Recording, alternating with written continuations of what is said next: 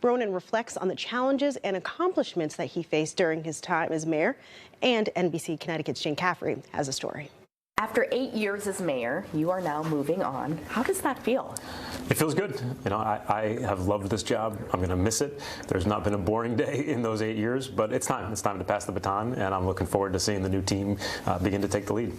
When you were first sworn in back in 2016, was there something you came in feeling really passionate about, and were you able to achieve that? There were a number of things. And one of the things that I felt really strongly about was creating more opportunities for our young people, especially our young people who were disengaged and disconnected. And one of the specific goals that we had coming in was to build a youth service corps. Over the last 8 years, thousands of young people in Hartford have had that chance to get their first job through the youth service corps, get connected to a broad range of supports and mentors, and it's had really strong results in helping those young people build the path that they deserve to have. Can you walk us through some of the priority issues for the city of Hartford? Well, look, the first battle we had to fight was not the one we chose. It was the one that we had no choice about, and that was the fact that the city was in the biggest fiscal crisis of its history. You know, we made some really deep and difficult cuts. We asked our unions to come to the table in some really big ways, and they did, and I'm grateful.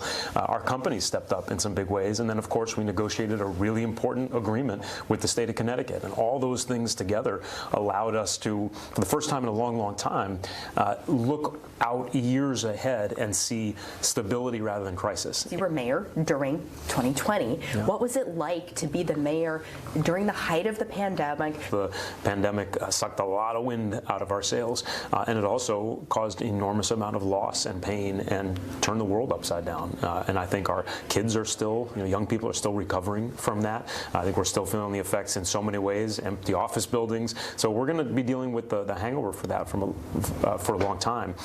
But I'm really proud that as a community, I think we came together during that time. And I want to get your take on gun violence, something that plagues every city. And, despite Connecticut having tough gun safety laws, of course, it's an issue in Hartford as well. What do you think is the answer to addressing that? Where do we stand and how do we go forward? Yeah, I mean, first of all, let me say there is no harder part about this job in the last 8 years than sitting in the living room or the kitchen with a family who's lost a loved one to gun violence. 1, 2, 3, let 'em go! We as a city, I think, are doing more than we've ever done to try to combat gun violence, and that includes supporting our law enforcement, giving them new tools, including technology to do that work, pushing for some reforms at the state level so that those who are repeatedly involved in committing acts of violence in our community are held accountable. And it also includes building a lot of partnerships that are focused on prevention. You plan to get a lot more work done before you leave office. Tell us what you have coming up.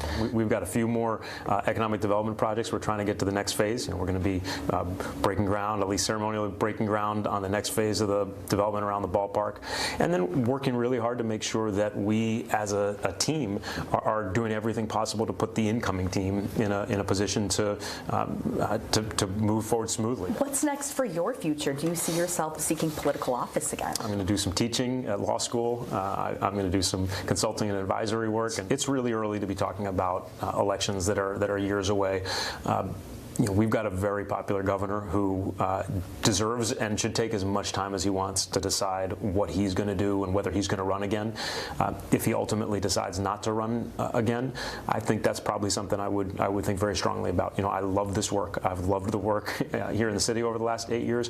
I love building a team. I love being able to do work that you can see and feel in a community. And I think that's the kind of work that mayors do. It's the kind of work that governors get to do. And that was our Jane Caffrey reporting. And Hartford's mayor-elect Bronin will be sworn in on January 4th.